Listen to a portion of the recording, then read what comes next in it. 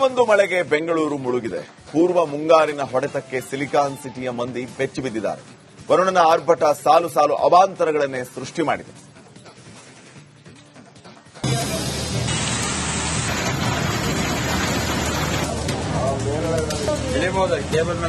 ಮಳೆಯಿಂದ ಜನರಿಗೆ ಸಾಕಷ್ಟು ಸಮಸ್ಯೆ ಆಗ್ತಿದೆ, ಸಂಚಾರಕ್ಕೆ ಅಡ್ಡಿ ಆಗ್ತಿದೆ. ಅಧಿಕಾರಿಗಳು ಬರ್ತಾರೆ, ನೋಡ್ತಾರೆ, ಹೋಗ್ತಾರೆ, ಏನು ಮಾಡಿಲ್ಲ. ಈ ರೋಡ್ಗಳಿಗೆ ಟಾರ್ ಇಲ್ಲ. ಇವರು ಸಿದ್ದರಾಮಯ್ಯ ಮತ್ತು ಡಿ.ಕೆ. ಶಿವಕುಮಾರ್ ಅವರು ಏನು ಇಂಟ್ರೆಸ್ಟ್ ಇಲ್ಲ, ಅವ್ರು ಜಗಳ ಮಾಡ್ಕೊಂಡಿದ್ದಾರೆ. ಮುಳುಗಿದ ರಸ್ತೆಗಳು, ಮನೆಗಳಿಗೆ ನುಗ್ಗಿದ ನೀರು, ವಾಹನಗಳ ಮೇಲೆ ಬಿದ್ದ ಬೃಹತ್ ಮರ. ಸಿಲಿಕಾನ್ ಸಿಟಿಯಲ್ಲಿ ಎಲ್ಲಿ ನೋಡಿದ್ರೂ ಮಳೆ ಅವಾಂತರಗಳೇ. ಮಳೆಗೆ ಬೆಂಗಳೂರಿಗರು ಅಕ್ಷರಶಃ ಹೈರಾಣಾಗಿ ಹೋಗಿದ್ದಾರೆ.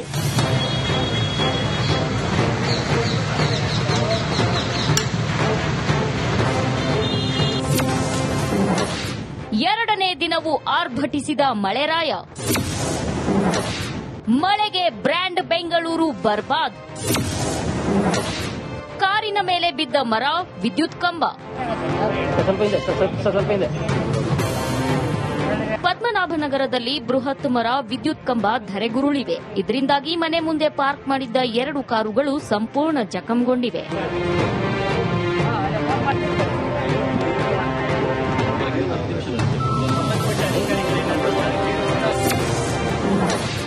ಭಾರೀ ಮಳೆಗೆ ಕೋಡಿ ಬಿದ್ದ ಮಡಿವಾಳ ರಸ್ತೆ.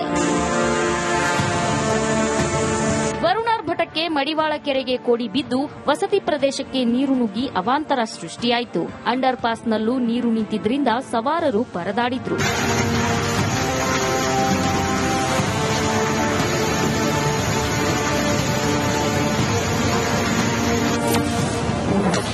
ಕೆಆರ್ ಮಾರ್ಕೆಟ್ನಲ್ಲಿ ಜನರು ಹೈರಾಣ.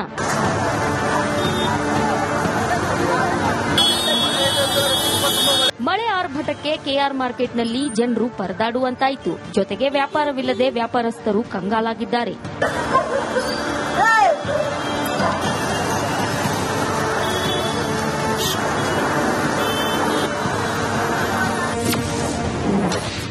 ಜೆಸಿಬಿ ಮೇಲೆ ಬಿದ್ದ ಮರ.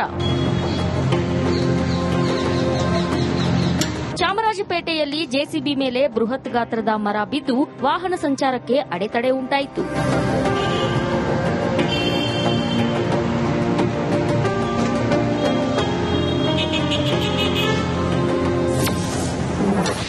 ಮಳೆ ಅಬ್ಬರಕ್ಕೆ ನದಿಯಂತಾದ ರಸ್ತೆ. ಯಲಚೇನಹಳ್ಳಿಯ ಕನಕನಗರದ ಬಳಿ ಸುರಿದ ಭಾರೀ ಮಳೆಗೆ ರಸ್ತೆ ನದಿಯಂತಾಗಿತ್ತು.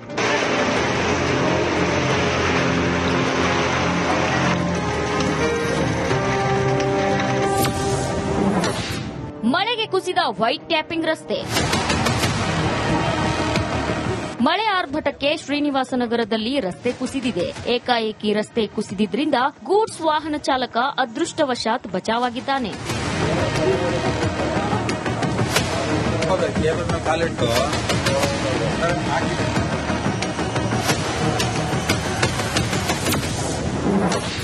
ಮುಂದಿನ 7 ದಿನ ಬೆಂಗಳೂರಿಗೆ ಮಳೆ ಅಲರ್ಟ್.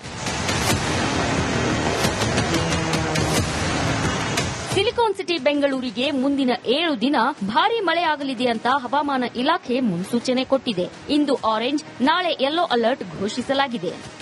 ನಾಳೆ ಮಾಡರೇಟ್ ರೇನ್ ಇರುವ ಸಾಧ್ಯತೆ ಇದೆ. ಸ್ವಲ್ಪ 1-2 ದಿನ ರೇನ್ಫಾಲ್ ಆಕ್ಟಿವಿಟಿ ಕಡಿಮೆ ಆಗಿ ಬರುವ ಸಾಧ್ಯತೆ ಇದೆ. ಬಟ್ ಟೋಟಲಿ ಡ್ರೈ ಸಾಧ್ಯತೆ ಇರಲ್ಲ ಸರ್. ರೇನ್ಫಾಲ್ ಆಕ್ಟಿವಿಟೀಸ್ ಇರುತ್ತೆ. For the next 7 days there will be rainfall is expected. ರಣಮಳೆಗೆ ಗ್ರೇಟರ್ ಬೆಂಗಳೂರು ಅಧ್ವಾನ ಆಗಿದೆ. ಜನ ಕಣ್ಣೀರ ಹೊಳೆ ಹರಿಸುತ್ತಿದ್ದಾರೆ. Madesh, crime bureau, republic Kannada. ಪೂರ್ವ ಮುಂಗಾರಿನ ಹೊಡೆತಕ್ಕೆ ಬ್ರ್ಯಾಂಡ್ ಬೆಂಗಳೂರು ಅಲ್ಲೋಲ ಕಲ್ಲೋಲವಾಗಿದೆ. ಇದರ ನಡುವೆ ಕಾಂಗ್ರೆಸ್ ನಾಯಕರೆಲ್ಲ ಸಮಾವೇಶದಲ್ಲಿ ಮುಳುಗಿದ್ರೆ ಬಿಜೆಪಿ ಕೈ ನಾಯಕರ ವಿರುದ್ಧ ವಾಗ್ದಾಳಿಯನ್ನು ನಡೆಸ್ತಾ ಇದ್ದಾರೆ.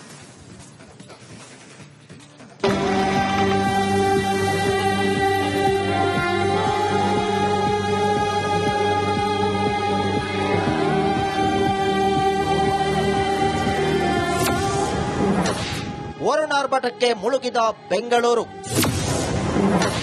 ಸಿಎಂ ಡಿಸಿಎಂ ಸಮಾವೇಶ ಜೋರು.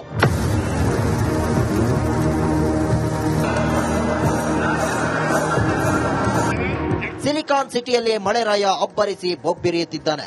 ಗ್ರೇಟರ್ ಬೆಂಗಳೂರು ಇದೀಗ ವಾಟರ್ ಬೆಂಗಳೂರಾಗಿದೆ. ಗಾರ್ಡನ್ ಸಿಟಿ ಒಂದೇ ಒಂದು ಮಳೆಗೆ ಕುಸಿದು ಬೀಳುವಷ್ಟು ವೀಕ್ ಅನ್ನೋ ಪ್ರಶ್ನೆ ಮೂಡಿದೆ. ಇಷ್ಟೆಲ್ಲ ಅವಾಂತರ ಸೃಷ್ಟಿಯಾಗೋಕೆ ಕಾರಣ ಯಾರು? ಜನರ ಸಮಸ್ಯೆಗೆ ಪರಿಹಾರ ಒದಗಿಸಬೇಕಾದವರೇ ಸಮಾವೇಶದಲ್ಲಿ ಬ್ಯುಸಿಯಾಗಿದ್ದಾರೆ. ಇತ್ತ ಮಳೆ ನೀರು ಮನೆಗೆ ನುಗ್ಗಿ ಜನ ಪರದಾಡ್ತಿದ್ದಾರೆ.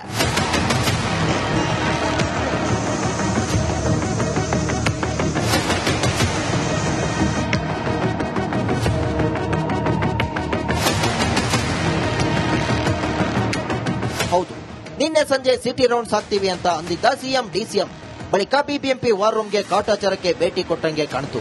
ಇಂದಾದ್ರೂ ಜನರ ಬಳಿ ಹೋಗಿ ಸಮಸ್ಯೆ ಕೇಳ್ತಾರ ಅಂತ ಅನ್ಕೊಂಡ್ರೆ ಸೀದಾ ಹೊಸಪೇಟೆಗೆ ತೆರಳಿದ್ದು ಸಮರ್ಪಣಾ ಸಂಕಲ್ಪ ಸಮಾವೇಶದಲ್ಲಿ ಭಾಗಿಯಾಗಿದ್ರು. ಮುಳುಗುತ್ತಿರುವ ಬೆಂಗಳೂರಿನ ಬಗ್ಗೆ ಇವರಿಗೆ ಸಣ್ಣ ಆಲೋಚನೆ ಕೂಡ ಬರಲಿಲ್ಲ.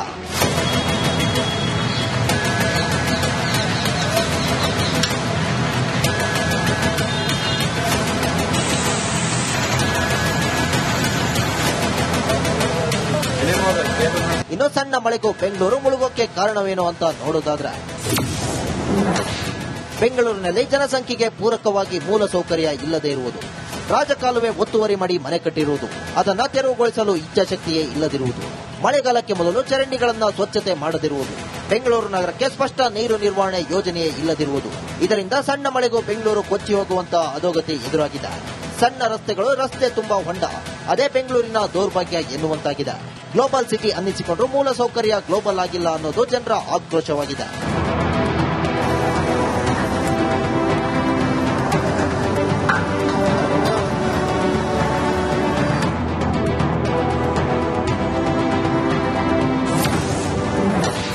ಕೇಸರಿ ನಾಯಕರ ಸಿಲಿಕಾನ್ ಸಿಟಿ ರೌಂಡ್ಸ್.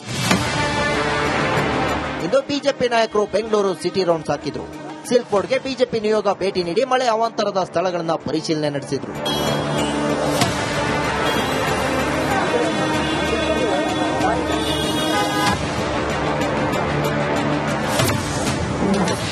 ಮನೆಯಲ್ಲಿ ನೀರು, ರಾಜಕೀಯ ಜೋರು.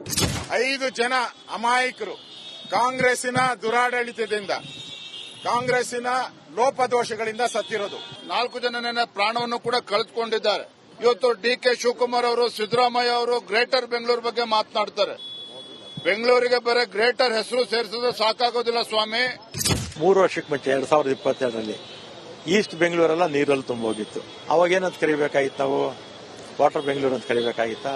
2 ವರ್ಷಗಳ ಕಾಲ ಹೈಕೋರ್ಟ್ ಪ್ರತಿ ತಿಂಗಳು ಕಮಿಷನ್ ಕರೆಸಿ ಪಾಟ್ ಹೋಲ್ಸ್ ಎಷ್ಟು ಮುಚ್ಚಿದಾರ ಏನು ಅಂತ ಲೆಕ್ಕ ಕೇಳ್ತಾ ಇದ್ರು.